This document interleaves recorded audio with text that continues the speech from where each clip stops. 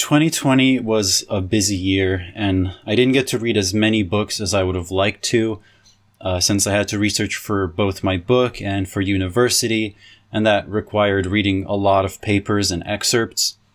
Also, my research required me to read overwhelmingly about Nietzsche and Marx, and there's not much else I'm able to think about at this point, and you'll see that reflected in this list. Anyway, I hope you'll be able to find some works you yourself are interested in this list, and maybe one of them will become your favorite books read in 2021. You can find the full list with links in the description. So let's get into it. Number 1, Marx's Lost Aesthetic by Margaret A. Rose.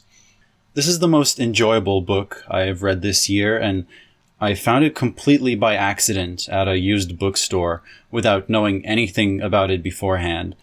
It's surprising also because I was never particularly interested in aesthetic theory or art history, but I found this book absolutely fascinating. Basically, it outlines Marx's views on visual art and does it extremely well, with reliable scholarship and meticulous research. Marx's statements on art are very scattered, often appearing in obscure unpublished texts or short excerpts, and this book does a good job of not only bringing them all together and clarifying them, but also of situating them in their historical context and going into the details of who Marx was influenced by on the topic. Once that is done, it goes into an interesting discussion of Soviet art and shows how the constructivist art of the early Soviet Republic was in several ways much more in line with the aesthetic views of Marx and Engels than the later uniform, state-enforced socialist realism came to be under Stalin. If you're interested in Marx's views on visual art, there's really no better book to go to. Number 2, Ecce Homo by Nietzsche. Although I'm hesitant to call Ecce Homo my favorite Nietzsche book, it's definitely one of the most entertaining ones. This was the last book Nietzsche finished writing, although it was only published after his death, and it's a kind of autobiography in which Nietzsche briefly summarizes his life and works.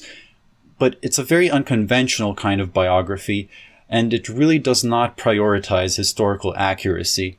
Some of the claims are exaggerated or embellished, and some are plain falsehoods, and indeed the book already showcases some of the grandiose delusions that would characterize Nietzsche's mental breakdown that he would soon suffer.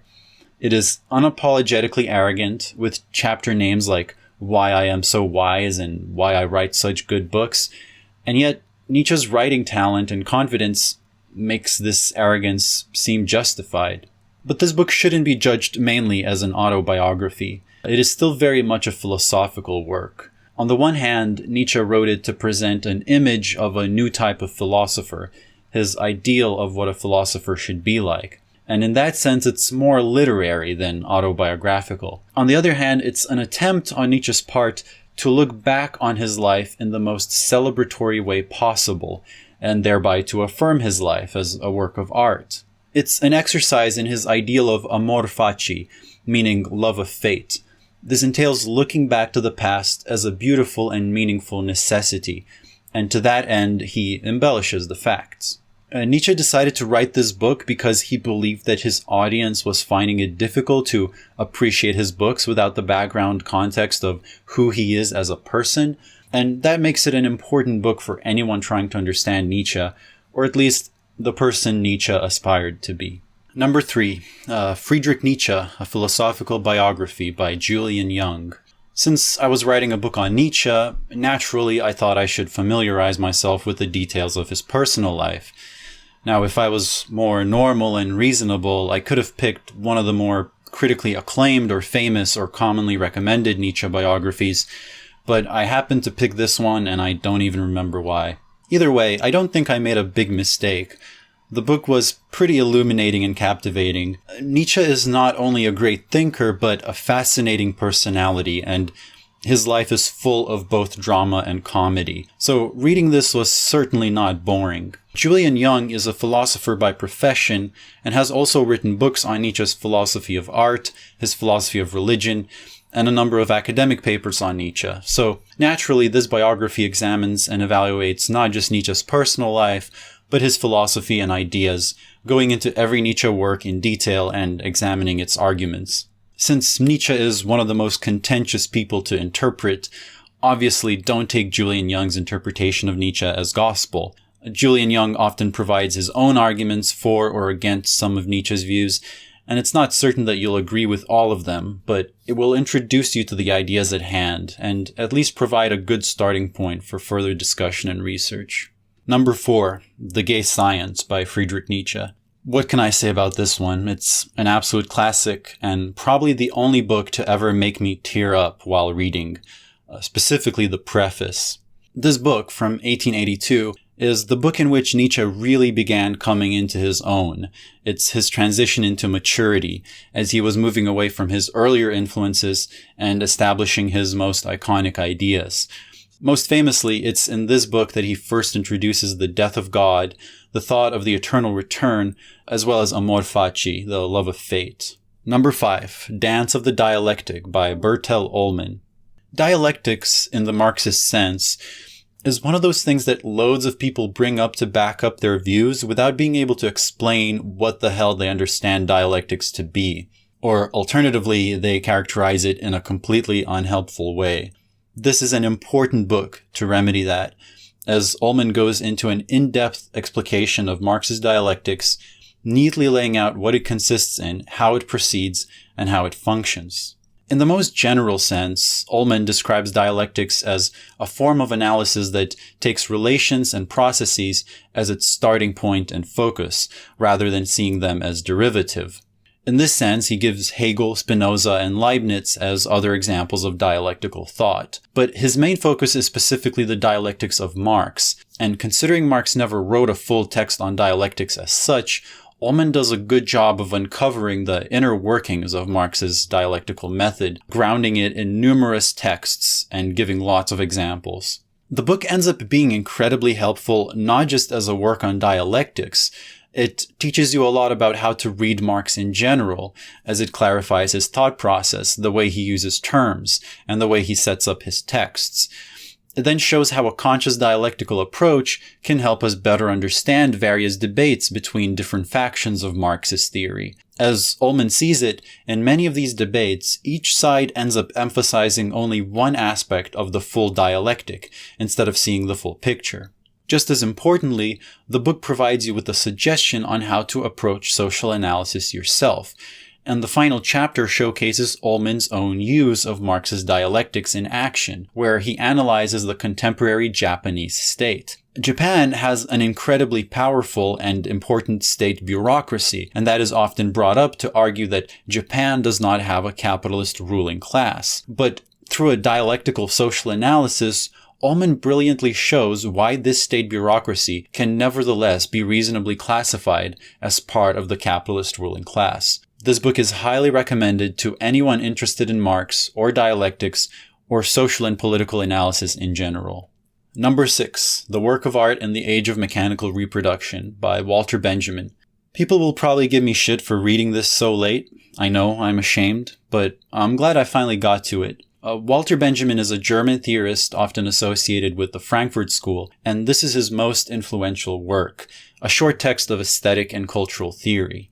Basically, Benjamin argues that in previous times, because art, for the most part, could not be easily copied or reproduced, it possessed something he calls aura, the sense of the significance and sacredness of the original work of art. But with the coming of industrial reproduction, absolutely anything can now be easily copied, manufactured, and mass-produced, whether it's a painting or a piece of music or even a statue.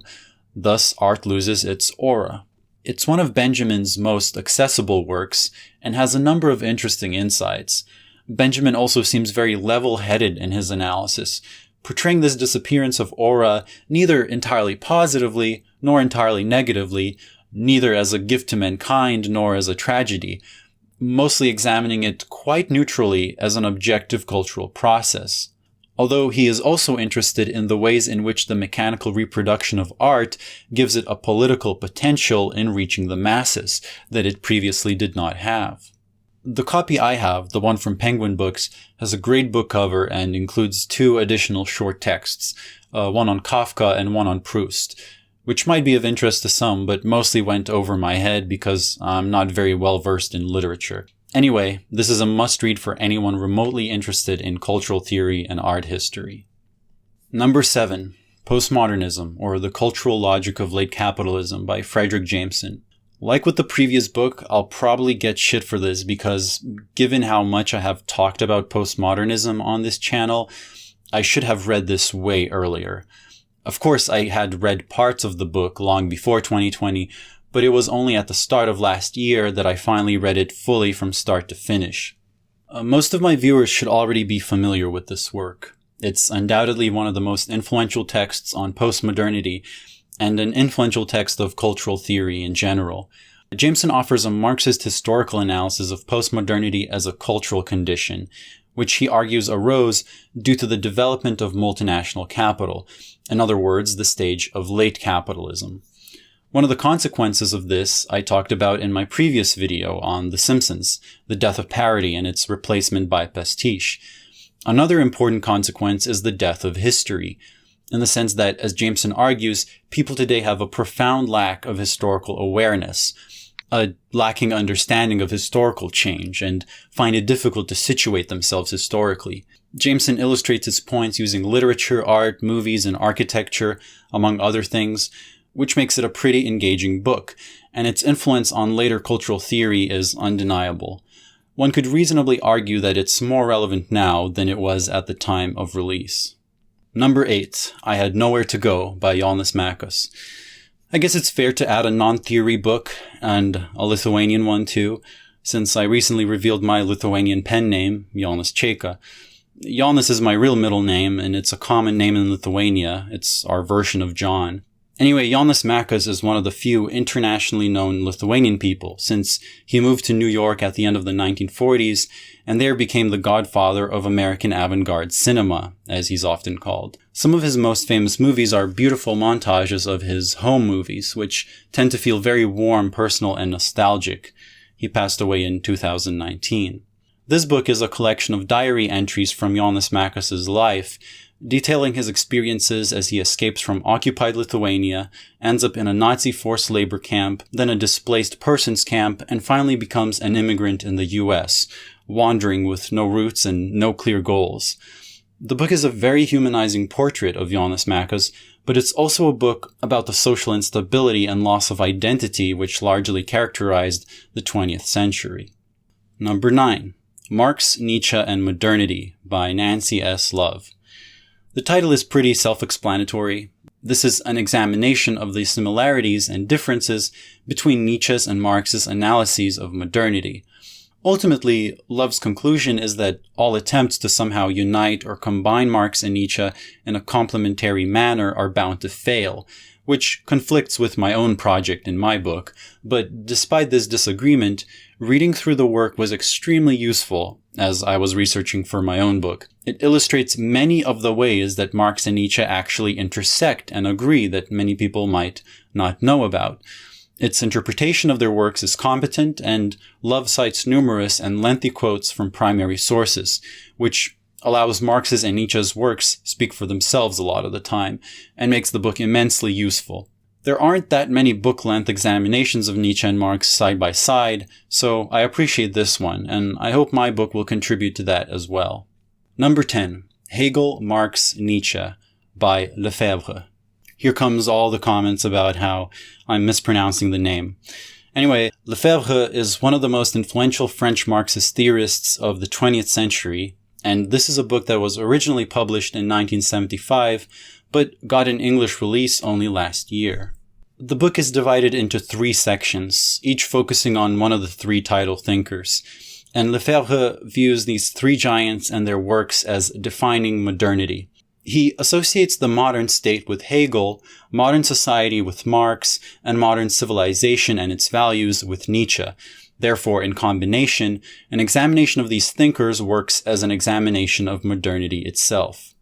Lefebvre was already writing about Nietzsche in 1939, way before thinkers like Foucault, Deleuze, and Derrida did, so he prefigured a lot of the leftist French readings of Nietzsche, and yet his influence in this specific area is rarely discussed. His readings are quite unorthodox, so I wouldn't necessarily recommend this as a first-time introduction to either of the three thinkers, but for those already somewhat familiar, the book will provide some interesting meditations. So that's that. Hope you saw a book you're interested in reading yourself, and here's to reading good books in 2021. Have a good year, despite everything. And now, I'd like to thank my wonderful patrons. Anti-LXIX, a pronounceable name, and most importantly, Andre Oliva, Ave Condaredi, Brian Adam, Christian Pasco, Christopher, Clamtears, Clark Fletcher, Colin Polai, Daniel Zotner, Dom Scaturcio, Son, Evie Rosk, Edison Hua, Enrico Malatesta, Ethan Hastings, Finite Mode, Gary Coulter, Genesis Chaveras, Industrial Robot, John D. Pagani, Jones Indiana, Justin Armijo, Jurgen Lips, Capsi, Carrie New, M. Lim, Markle Pax, Mad Gold, Matthew Richards, Muck Alpine, Michael Mahoney, Nathan Draper, Nathaniel Lark, Nicholas Vargas, Paul Wintfer, Paulus Educas, Polecat, Prophet Overlord, Rachel Ann, Rad Sheba, Republic of Chad, Robert Seals, Sebastian Roll, Sinjin Sanders,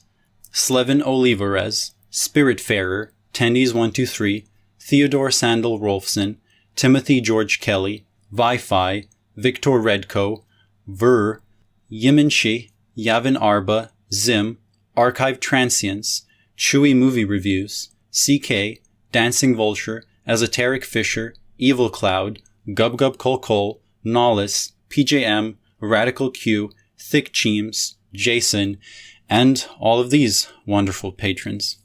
Sorry for coming out with this video so late. I was away from home for a long time and was unable to record. I'll try to get my next video out more quickly.